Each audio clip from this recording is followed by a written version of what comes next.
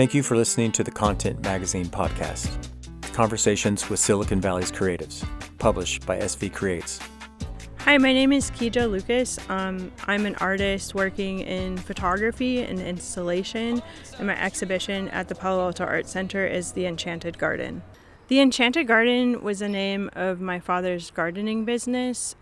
He had a gardening business when I was a kid where my brothers and I would go with him to work on days that we had off from school, or either maybe if we were just a little bit sick but not so sick we had to stay in bed, and we would go with him to work and weed in other people's yards, sometimes help him plant plants and go to the nursery with him, and then otherwise watch him laying sod or trimming trees or whatever he had to do in their yard.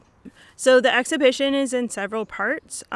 There's a large, I'll call it a mural piece in 36 parts on the front windows of the Palo Alto Art Center. It's about 20 by 13 feet, and it has both botanicals and trees that reminded me of Palo Alto, as well as other people who I asked who grew up here or spent time in Palo Alto. The inside of the gallery, there's an alcove that will have wallpaper that I designed with lemons that are both ripe, unripe, and then blossoms. I love the way that citrus is constantly in all different stages of growing in the bay. And then on top of that will be images of rusty tools hung in ornate frames. The tools sort of are calling into the labor of like what it takes to make a garden. In between the alcove and the glass gallery will be an altered map of Lawrence Lane, which is the cul-de-sac I grew up in, and also where my father's house was. Lawrence Lane was a intentionally integrated street that was conceived in the late 40s and built in the 50s in the height of redlining. There were black families, Asian families, and white families, and it kind of helped me as a mixed race kid to see families of other races and also other black families on our street. Thinking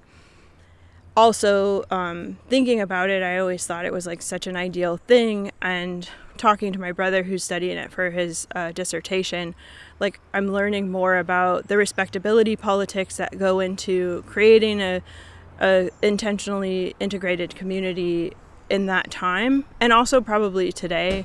It was at the height of redlining, and so when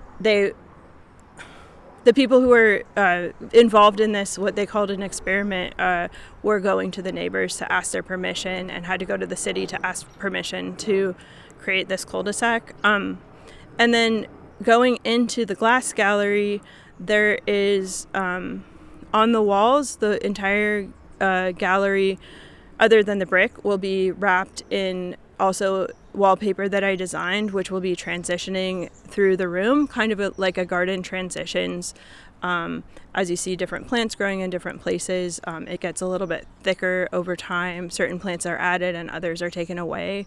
There's a bit of a compulsion to organize in the way that I feel like humans often have this impulse, especially like this colonial impulse to like organize nature, whether it be in our garden or whether it is in science books and the way that we study the other than human world. And then on top of that wallpaper will be botanicals that remind me of Lawrence Lane or of growing up in Palo Alto, the sour grass that I used to chew as a kid, or a pine tree that I used to climb in my neighbor's yard, a lemon.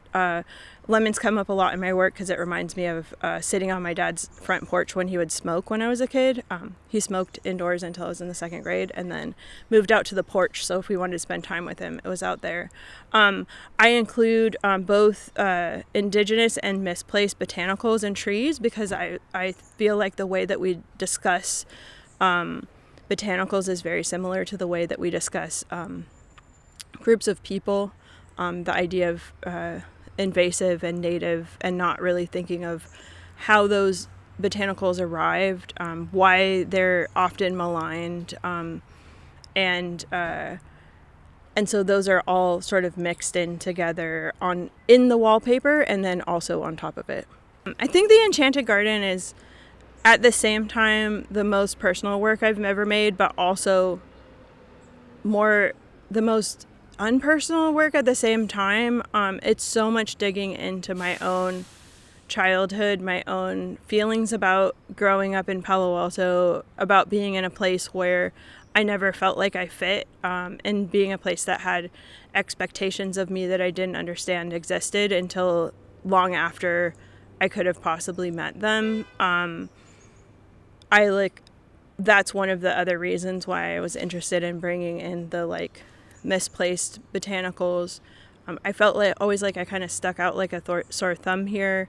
I didn't quite know how to act. I didn't quite know or have the money to dress in order to fit in or wear the uniform of the place. I was just kind of a weird kid, which as an artist I appreciate that and I feel like it's fine, but it's so uncomfortable growing up being undiagnosed ADHD, not understanding why I don't fit into the academic expectations. That's another reason why I wanted to name the show The Enchanted Garden beyond naming it after my dad's business. I feel like an enchanted space is something that has a spell on it that makes you think it's one thing. When you're in it, then you realize maybe that it's something else.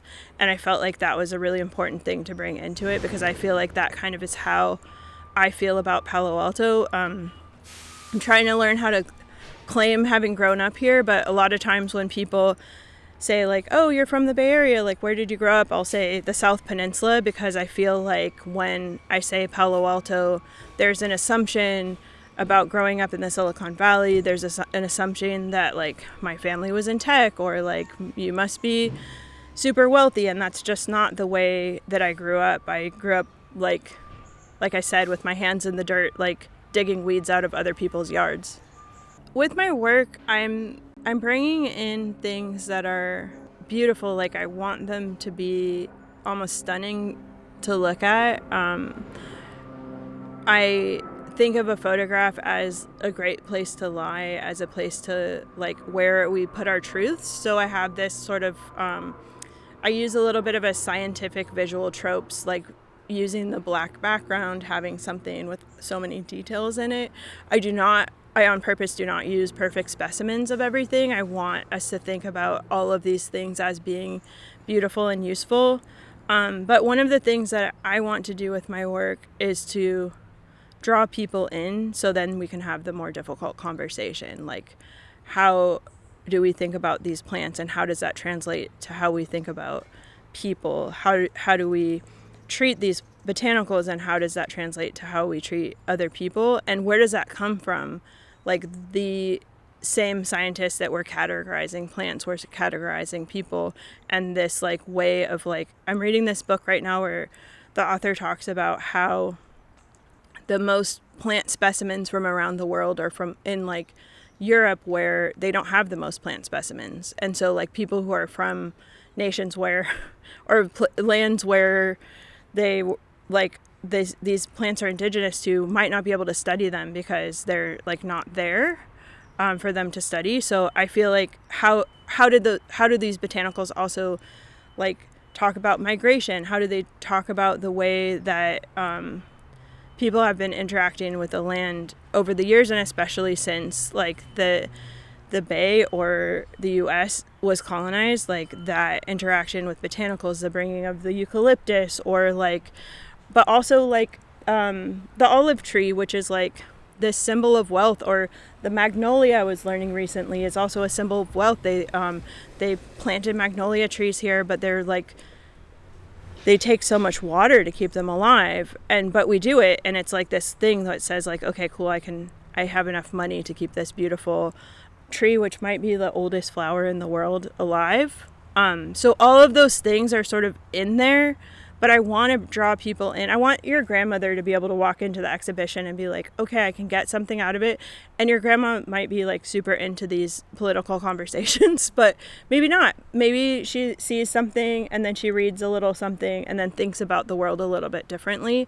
And I'm not out here to like, I'm not an activist. I'm not out here to like change the world, but I do want to give a space for people to like maybe have a different perspective on things.